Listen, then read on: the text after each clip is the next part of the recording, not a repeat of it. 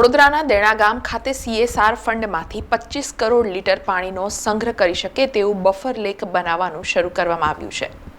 વડોદરા શહેરમાં 2024માં એક જ વર્ષમાં જ્યારે 3 વાર પૂર આવી ગયું ત્યારે લોકોનો ગુસ્સો સત્તાધીશો સામે સાતમા આસમાને જોવા મળ્યો હતો।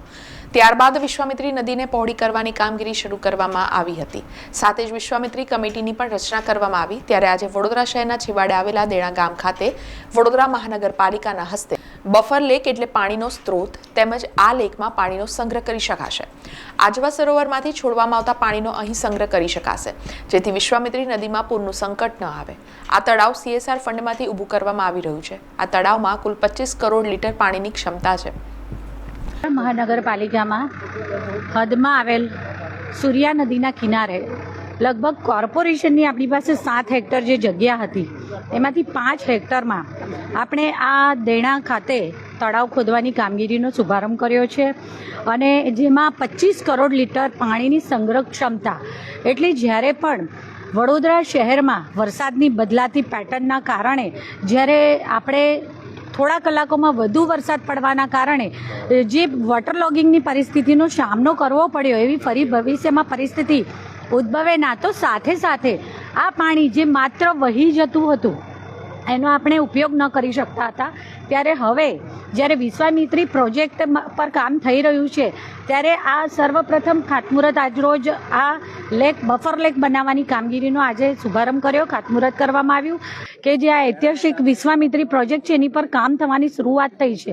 અહીંયા પણ જે આપણે આજે જે તળાવની કામગીરી શરૂ કરી છે તો ભવિષ્યમાં એને ઇન્ટરલિંકિંગ કરવા માટે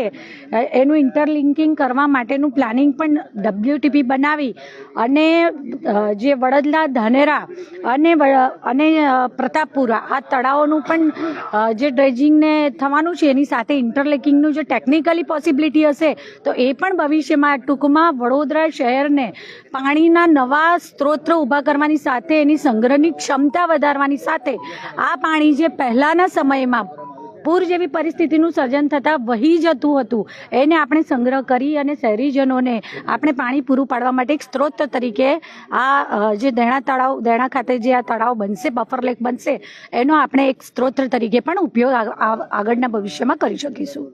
હોપફુલી જે રીતે મેડમે કીધું છે કે વિશ્વામિત્રીનો લાંબા ત્યારે આજે વડોદરા શહેરના પ્રથમ નાગરિક મેયર પિંકી સોની, સ્થાયી સમિતિના ચેરમેન ડોક્ટર શીતલ મિસ્ત્રી, મ્યુનિસિપલ કમિશનર દિલીપ રાણા તેમજ વડોદરાના કોર્પોરેટરો અને એન્જિનિયરોની ખાસ ઉપસ્થિતિમાં ખાતમુહૂર્ત કરવામાં આવ્યું હતું।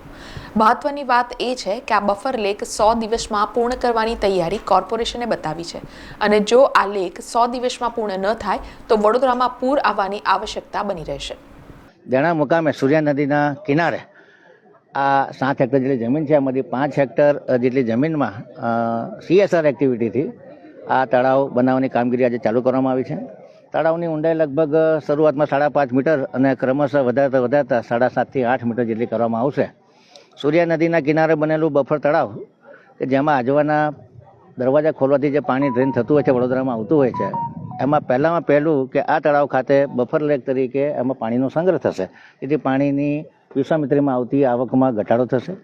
ભવિષ્યમાં આ જે પાણી છે વડોદરાની નજીક છે અને ગ્રેવિટી લાઇનથી પાણી આપી શકાય એ માટે WTPનું આયોજન કરી અને વડોદરા શહેરને પીવાના પાણીનો નવીન સ્ત્રોત મળે એ દિશામાં પણ કામગીરી કરવામાં આવશે। આ ઇન્ટરલિંકિંગ કેવી રીતે કરી શકાય, પરંતુ પ્રાઇમરી રીતે તો સૂર્યા નદીના કિનારે બફર લેકનું આયોજન અને ભવિષ્યમાં જરૂર પડે તો પીવાના પાણીના સ્ત્રોત તરીકે અને પૂરના જે પાણી આવે છે વિશ્વામિત્રીમાં એમાં રાહત મળે એ આશયથી આ કામગીરી આજે CSR એક્ટિવિટી ચાલુ કરવામાં આવી છે। દેણા મુકામે જ્યારે વિશ્વામિત્રી અને સૂર્યા નદીનો સંગમ થાય છે, જ્યાં કોન્ફ્લુઅન્સ થાય છે, એ જગ્યામાં આ જમીન છે, કોતરની જમીન છે, ત્યાં લગભગ 5 હેક્ટર જેટલી જમીનમાં એક બફર લેક બનાવવાનું આયોજન છે।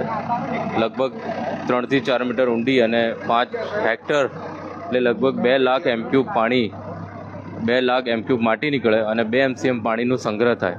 એટલે પાણીની સંગ્રહ ક્ષમતા અને જોડે શહેરમાં આટલું પાણી જતું ઓછું થાય, એના કારણે જે પૂર્વ વિસ્તાર છે એમાં આંશિક રાહત મળે એ આશયથી અત્યારે જે વિશ્વામિત્રીના અનેકવિધ પ્રોજેક્ટો છે એમાંથી આ એક પ્રોજેક્ટનું આજે અમે અહીંયા શરૂ કર્યું છે।